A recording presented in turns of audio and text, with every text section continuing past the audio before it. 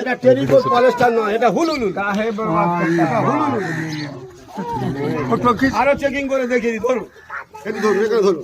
আপনি বাত বলে যে ওকে, এখন ধরুন না একটু, ধরুন না, 20% হুলুলুলু আর 80% কটন, 80-20 মিক্সড।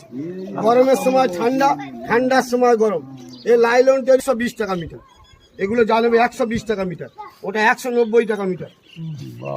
এগুলো আছে সব 190 টাকা মিটার, দেখুন এগুলো সব 190 টাকা মিটার, জানবে 190 টাকা মিটার। আর এটা নেবেন 110 টাকা মিটার। দেখুন ও কাকা, একটু দেখুন, এসব টেরিকোট পলিস্টার না হয়।